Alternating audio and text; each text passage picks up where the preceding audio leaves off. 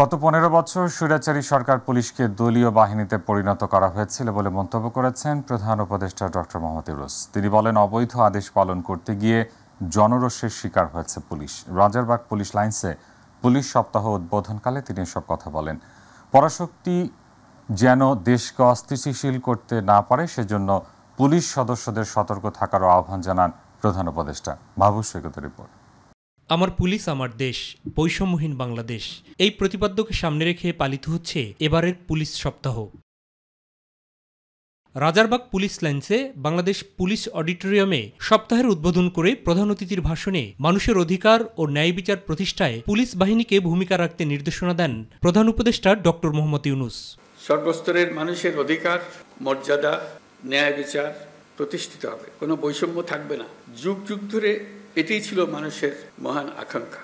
এই আকাঙ্ক্ষা পূরণে জোর ভূমিকা রাখতে হবে আইন শৃঙ্খলা বাহিনীকে। আগামী নির্বাচন শান্তিপূর্ণ করতে পুলিশের ভূমিকাও মনে করিয়ে দেন শান্তিতে নোবেলজয়ী এই অর্থনীতিবিদ। চলতি বছরের ডিসেম্বর থেকে আগামী বছরের জুনের মধ্যে দেশে ত্রয়োদশ সংসদ নির্বাচন অনুষ্ঠিত হবে। সেই নির্বাচন যেন সুষ্ঠু ও শান্তিপূর্ণ উপায়ে অনুষ্ঠিত হয়, সেজন্য পুলিশ সদস্যদের ভূমিকা খুবই গুরুত্বপূর্ণ। নির্বাচনে সকল প্রতিদ্বন্দ্বী প্রার্থীর প্রতি সমান আচরণ ও ভোটাররা যাতে নির্ভয়ে নির্বিঘ্নে নিজেদের ভোটাধিকার প্রয়োগ করতে পারে সেই পরিবেশ নিশ্চিত করা আপনাদের এবং আমাদের সর্বোচ্চ দায়িত্ব। মনে রাখবেন, কোনো ব্যক্তি যদি অন্যায় বা অনিয়মের মাধ্যমে নির্বাচিত হয়, সে ব্যক্তির দ্বারা ন্যায় প্রতিষ্ঠা সম্ভব নয়।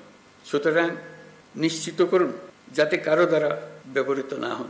পুলিশের প্রতি দেশের জনগণের আস্থা ফেরাতে বাহিনীর সদস্যদের প্রতিও আহ্বান জানান তিনি। স্বৈরাচারী শাসনামলের 15 বছরে দেশের পুলিশ বাহিনীকে দলীয় বাহিনীতে পরিণত করায় সমস্ত ব্যবস্থা ধ্বংস হয়ে গিয়েছিল।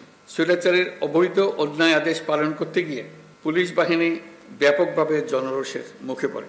অনেক সৎ পুলিশ সদস্যদেরও এই জন্য মাশুল দিতে হয়েছে। আমাদের সবচেয়ে বড় চ্যালেঞ্জ হলো বিগত 16 বছরে পুলিশ জনগণের মধ্যে যে দূরত্ব সৃষ্টি হয়েছে সেই দূরত্ব কমিয়ে আনা। পরাজিত শক্তি যেন দেশকে অস্থিতিশীল করতে না পারে সে ব্যাপারেও সতর্ক দৃষ্টি রাখার কথা বলেন ডক্টর মোহাম্মদ ইউনূস।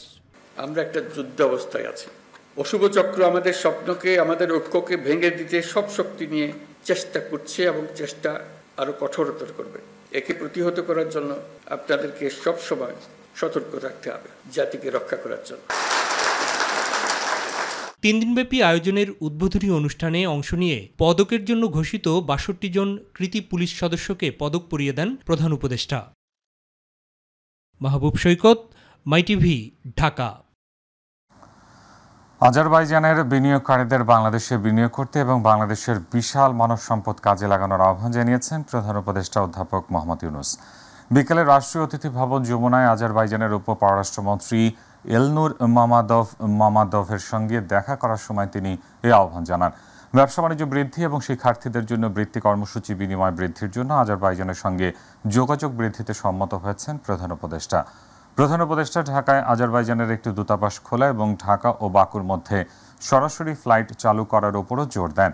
বৈঠকে বাংলাদেশ ও আজারবাইজানের মধ্যে বাণিজ্য, বিনিয়োগ, জ্বালানি, শিক্ষা, প্রযুক্তি, অবকাঠামো এবং সাংস্কৃতিক বিনিময়ের ক্ষেত্রে সম্পর্ক আরও জোরদারের বিষয়ে আলোচনা হয়। বিএনপির মহাসচিব মির্জা ফখরুল ইসলাম আলমগীর বলেছেন, বিএনপির নেতাকর্মীরা যেন আওয়ামী লীগের মতো অন্যায় না করে, এতে মানুষ ভালোবাসবে না। দলের কোনো নেতাকর্মী অন্যায় করলে যাতে জেলার নেতারা তাদের শক্ত হাতে দমন করে অথবা পুলিশের হাতে তুলে দেয়। তাই অপকর্ম বন্ধ করতে হবে, না হলে আওয়ামী লীগের মতো বিএনপিকেও জনগণ ছুড়ে মারবে। বিকেলে ঠাকুরগাঁ সদর উপজেলা চিলারং ইউনিয়নের মোলানী উচ্চ বিদ্যালয় মাঠে গণসংযোগ অনুষ্ঠানে তিনি এসব কথা বলেন।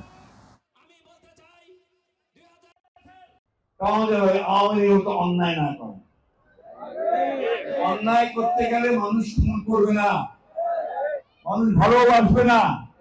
আওয়ামী লীগকে যেভাবে ছুড়ে দিচ্ছে আপনাদেরকে সেভাবে ছুড়ে দিবে। সুতরাং অন্যায় কেউ যেন না করে সেদিকে খেয়াল রাখবে। নির্বাচন নিয়ে জামায়াতে ইসলামীর প্রধান উপদেষ্টার কথার আস্থা রাখতে চায় বলে মন্তব্য করেছেন দলটির আমির ডাক্তার শফিকুর রহমান। দুপুরে মৌলভীবাজার জেলার কুলাউড়া পৌরসভায় অমুসলিমদের সাথে মতবিনিময় শেষে সাংবাদিকদের প্রশ্নের জবাবে তিনি কথা বলেন। তিনি বলেন, আগামী বছরের জুনের মধ্যেই জামায়াত নির্বাচন চায়। এক প্রশ্নের উত্তরে তিনি আরও বলেন, এলাকার মানুষ চাইলে কুলাউড়া আসন থেকে তিনি নির্বাচন করবেন। জামায়াতের গণসংযোগের পক্ষে সকালে কুলাউড়ার ভুকশিমিল ইউনিয়নের সহযোগী সদস্য ফর্ম বিতরণ করেন। পরে সেখানে পথসভায় বক্তব্য রাখেন তিনি। প্রধান উপদেষ্টা বলেছেন যে এবছরের ডিসেম্বর থেকে আগামী বছরের জুনের ভিতরে নির্বাচন দিবেন।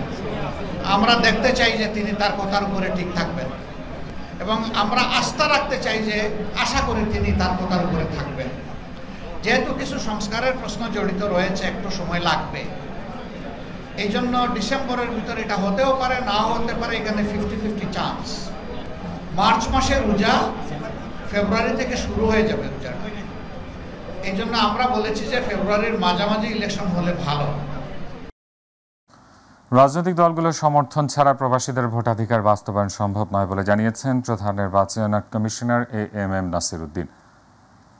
বলেন, জাতীয় সংসদ নির্বাচনে সীমিত পরিসরে হলেও প্রবাসীদের ভোটাধিকার প্রয়োগের ব্যবস্থা করবে ইসি। তবে রাজনৈতিক দলগুলোর সমর্থন ছাড়া এটা বাস্তবায়ন সম্ভব নয়। বিস্তারিত আবু সাইদ রিপোর্টে। মঙ্গলবার সকালে নির্বাচন ভবন অডিটোরিয়ামে প্রবাসীদের ভোটদান পদ্ধতি নির্ধারণে অংশীজনদের নিয়ে আয়োজিত সেমিনারের ব্যবস্থা করে নির্বাচন কমিশন সচিবালয়। আর এই সেমিনারে বিভিন্ন নিবন্ধিত অনিবন্ধিত রাজনৈতিক দলের প্রতিনিধিরা, নির্বাচন কমিশনাররা, বিএনপির স্থায়ী কমিটির সদস্য নজরুল ইসলাম খান, বাংলাদেশ জামায়াতে ইসলামের প্রচার ও প্রকাশনা সম্পাদক মোহাম্মদ মতিউর রহমান আখন্দ সহ বিভিন্ন দলের প্রতিনিধি, সুশীল সমাজের প্রতিনিধি ও গণমাধ্যমের প্রতিনিধিরা অংশ নিয়েছেন। স্বাগত বক্তব্যে প্রধান নির্বাচন কমিশনার প্রবাসী ভোটারদের নিয়ে বলেন, পরবর্তী নির্বাচনে অন্তত যাত্রা শুরু হোক, তবে দলগুলোর সমর্থন ছাড়া প্রবাসীদের ভোটাধিকার বাস্তবায়ন করা কোনোভাবেই সম্ভব না। আমরা চাই পরবর্তী ইলেকশনে অন্তত শুরুটা হোক, যাত্রাটা শুরু হোক। পৃথিবীর বিভিন্ন দেশে এটা আমরা পার্টি ভোটিং আছে, অনেক দেশে আবার শুরু করে রোল ব্যাক পারে নাই, নানা রকম সমস্যা। অনেক দেশ চালু করেছে, অনেক দেশ চালু করতে পারে নাই, বাট আমরা চালু করতে চাই। অ্যাটলিস্ট সীমিত পরিসরে আমরা শুরু করি, শুরুটা অন্তত হোক। আর এদিকে নির্বাচন কমিশনার আবুল ফজল মোহাম্মদ সানাউল্লাহ বলেন, দেশের মোট ভোটারের 10% মতো প্রবাসী ভোটার। সবার মতামত নিয়েই এটা বাস্তবায়ন করতে পারবে নির্বাচন কমিশন। ওনাদের বাইরে প্রায় 50 মিলিয়ন প্রবাসী আছে, 50 মিলিয়ন। এই 50 মিলিয়ন প্রবাসীর মধ্যে 2016 থেকে 2024 সাল পর্যন্ত অনলাইনে ভোট দেওয়ার জন্য রেজিস্টার করেছিলেন অনলি 1.84 মিলিয়ন এবং ভোট দিয়েছেন লেস দেন 1.5 মিলিয়ন। এটা বলার উদ্দেশ্য হচ্ছে আমরাও হয়তো অনেক কিছু প্ল্যান করছি, ফাইনালি হয়তো আমরা ম্যাটেরিয়ালাইজ করতে পারবো স্বল্প সংখ্যক। প্রবাসীদের প্রক্সি ভোট নিয়ে বৈঠক শেষে গণমাধ্যম কর্মীদের সাথে কথা বলেন আমন্ত্রিত রাজনৈতিক নেতারা। বিভিন্ন রাজনৈতিক দল তাদের অবস্থান ব্যক্ত করেছেন। আমরা তাদেরকে বলেছি যে যা আপনারা এখানে প্রেজেন্ট করেছেন এগুলো আমরা শুনলাম, আমরা আমাদের দলে এই নিয়ে আলোচনা করে আমাদের দলের অবস্থান আপনাদেরকে আমরা জানাব। আমরা আশা করি আগামী নির্বাচনে প্রবাসীরা ভোটাধিকার পাওয়ার মাধ্যমে বাংলাদেশে প্রত্যেকটি নাগরিকের যে নাগরিক অধিকার সেটা প্রতিষ্ঠিত হবে ইনশাআল্লাহ। আমরা নির্বাচন কমিশনকে অনুরোধ করেছি তাদের সর্বোচ্চ চেষ্টা করার জন্য, যাতে বাংলাদেশিরা যারা প্রবাসীরা আছেন তারা সবাই তাদের ভোটাধিকার প্রয়োগ করতে পারেন। এক্ষেত্রের জন্য পাইলট করে অল্প কিছু মানুষের ক্ষেত্রে ভোটাধিকারের সুযোগ দেয়া, অন্য মানুষকে ভোটাধিকার প্রয়োগ করার ওই সুবিধার থেকে বাইরে রাখা, এটা যেন না হয়। এই যে প্রক্সি সিস্টেম, এই সিস্টেমটাকেই আমরা গুরুত্ব দিচ্ছি। গণ অধিকার পরিষদ এই সিস্টেমটাকে আমরা গুরুত্ব দিতে চাই। শুধু তাই নয়, পোস্টাল ব্যালট, অনলাইন ভোটিং ও প্রক্সি ভোটিং পদ্ধতির স্বচ্ছতা, ডিজাইন, নিরাপত্তা, মান ও আইনি চ্যালেঞ্জ সহ সার্বিক দিক নিয়ে রাজনৈতিক দলগুলোর সাথে মতামত নেয় ইসি। আবু সেতপু, মাই টিভি, ঢাকা। দীর্ঘ 16 বছরে ফ্যাসিবাদী শাসন দেশের প্রতিষ্ঠানগুলোকে ধ্বংস করে দিয়েছে মন্তব্য করে জাতীয় ঐকমত্য কমিশনের সহ সভাপতি ডক্টর আলী রিয়াজ বলেছেন, জুলাই বিপ্লবে শহীদদের আত্মত্যাগের সুযোগ কাজে লাগিয়ে রাষ্ট্র বিনির্মাণের পথ খুঁজতে হবে। সকালে সংসদ ভবনের এলডি হলে বিপ্লবী ওয়ার্কার্স পার্টির সঙ্গে বৈঠকের শুরুতে শুভেচ্ছা বক্তব্যে তিনি সব কথা বলেন। এই সময় বিপ্লবী ওয়ার্কার্স পার্টির সাধারণ সম্পাদক সাইফুল হক বলেন, 16 বছর ধরে মানুষ যে নির্বাচনের জন্য অপেক্ষা করছে, সংস্কারের মধ্য দিয়ে মানুষের সেই প্রত্যাশা পূরণ করতে হবে। যারা প্রাণ দিয়েছেন তাদের কাছে আমাদের অঙ্গীকার, তাদের কাছে আমাদের দায় হচ্ছে আমরা যেন এই সুযোগকে হাতছাড়া না করি, যেন আমরা প্রকৃতপক্ষেই রাষ্ট্র বিনির্মাণের প্রক্রিয়াটা শুরু করতে পারি। বাংলাদেশ এখন আর আন্তর্জাতিক মুদ্রা তহবিল IMF ও বিশ্ব ব্যাংকের উপর নির্ভরশীল নয় বলে জানিয়েছেন অর্থ উপদেষ্টা ডক্টর সালেউদ্দিন আহমেদ। তিনি বলেন, IMF এর শর্ত মেনে ঋণ নিতে রাজি নয় বাংলাদেশ। সচিবালয়ে সরকারি ক্রয় সংক্রান্ত উপদেষ্টা পরিষদের বৈঠক শেষে এসব কথা বলেন অর্থ উপদেষ্টা। যুক্তরাষ্ট্র সফরকালে নতুন শুল্ক আরোপ নিয়ে আলোচনা হয়েছে উল্লেখ করে নতুন নতুন ব্যবসা বাণিজ্য সম্প্রসারণের বিষয়ে বাংলাদেশ ও যুক্তরাষ্ট্র একমত বলেও জানান তিনি। রাকিব হাসানের রিপোর্ট।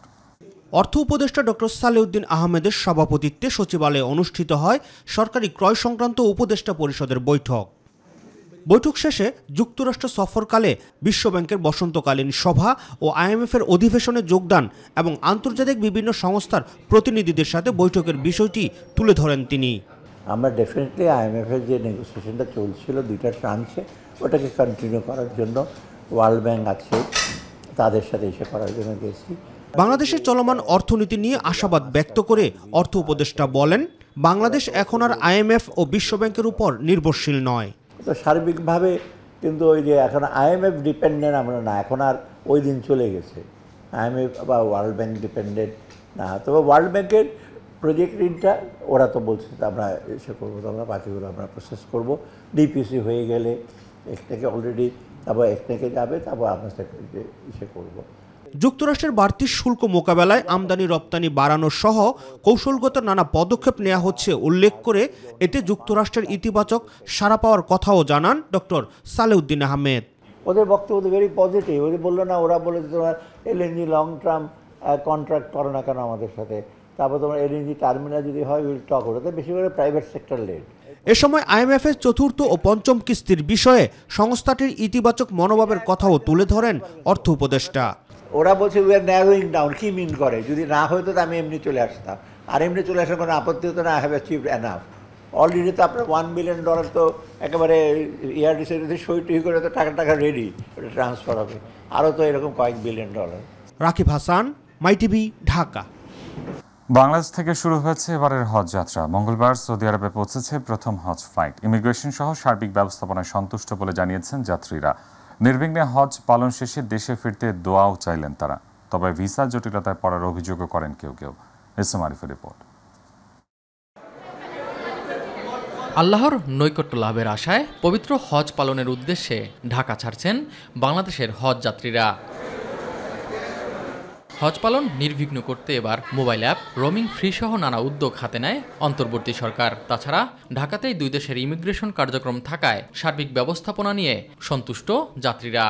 হজের যে সার্বিক ব্যবস্থাপনার মধ্যে হজের নতুন অ্যাপস এবং সার্বিক ব্যবস্থাপনার মধ্যে আমরা খুব সুন্দর এই যাবৎ সার্ভিস পাইছি। অন্যান্য বছর তুলনায় এবছর হজের আর্থিকের টাকাটা অনেক কমছে। নির্বিঘ্নে হজ পালন শেষে সুস্থ শরীরে দেশে ফিরতে দোয়াও চাইলেন তারা। সার্বিক ব্যবস্থাপনা অনেক ভালো, ইনশাল্লাহ আমি দেশবাসীর কাছে দোয়া চাই সুস্থভাবে রাখে, হজটা সুন্দরভাবে করতে পারি, এটাই আমার আশা আল্লাহর দরবারে। এদিকে অগ্রিম টিকিট কেটেও ভিসা জটিলতায় হজ পালন নিয়ে সংশয়ে পড়েছেন কেউ। আমাদের ফ্যামিলি থেকে আমরা 4 জনের জন্য ভিসা আবেদন করেছিলাম। আমার মামা, মামি, আব্বা এবং মা। এক্ষেত্রে আমার মামা, মামি এবং আব্বার ভিসাটা উঠছে, কিন্তু আম্মার ভিসাটা ওঠে নাই। এখন ওনাদের ফ্লাইটের ডেটও পড়ে গেছে। সেক্ষেত্রে যদি এখন আব্বার ভিসা হয়ে গেছে, আম্মার ভিসা হয় নাই, এখন আম্মা যাবে কার সাথে? পবিত্র হজ পালনের লক্ষ্যে মঙ্গলবার মধ্যরাত থেকে শুরু হয়েছে হজ ফ্লাইট, চলবে 31 মে পর্যন্ত। SM Arif, MyTV, Dhaka. রাজধানীতে মানুষের দৈনন্দিন ব্যবহারের জন্য ওয়াসা যে পানি সরবরাহ করছে, বিভিন্ন এলাকায় সে পানি ঘোলা ও দুর্গন্ধযুক্ত। এমনকি পানিতে মিলছে পোকামাকড়ও। রান্না, গোসল, খাওয়া সহ দৈনন্দিন কাজে এসব ময়লা দুর্গন্ধযুক্ত পানি ব্যবহার করতে হচ্ছে নগরবাসীকে। বিস্তারিত শিমুল খানের রিপোর্টে। ওয়াসার পানি নিয়ে রাজধানীর বেশিরভাগ এলাকার মতো মালিবাগ, মানিকনগর, খিলগাঁও, বাসাবো, শাহজাহানপুর, বাড্ডা, রামপুরা এলাকার বাসিন্দাদের অভিযোগের শেষ নেই। বহুদিন ধরে চলা এই সমস্যার সমাধান কোনোভাবেই পাচ্ছেন না এই এলাকার বাসিন্দারা। পানি পোকা সবসময় পাওয়া যাইতেছে, সবসময় ফ্রেশ হইতেছে না। অনেকবার টাঙ্কি আমাদের পড়া হয়েছে, কিন্তু হইতেছে না। পানি আসতেছে খুব দুর্গন্ধ পানি, ফুটানো যায় না, খাওয়া যায় না। সরজমিনে দেখা যায় ওই এলাকার মানুষ স্থানীয় মসজিদের গভীর নলকূপ ঘিরে বোতল, কলসি হাতে পানির জন্য লাইন ধরে অপেক্ষা করছেন। তারা জানান ওয়াসার পানি খাওয়ার অনুপযোগী হওয়ায় মসজিদের পানি একমাত্র ভরসা। পানি খাই তোমার ডায়রি হয়ে গেছিল, 2বার ডায়রি হয়েছিল। সে মাথা আটা ওই জায়গায় এই ময়লা পানিতে অনেক গন্ধ, তারপরে এসে পোকা আসে, পানি তো খাওয়া যায় না, ব্যবহার করা যায় না, গোসল করলে শরীর চুলকায়।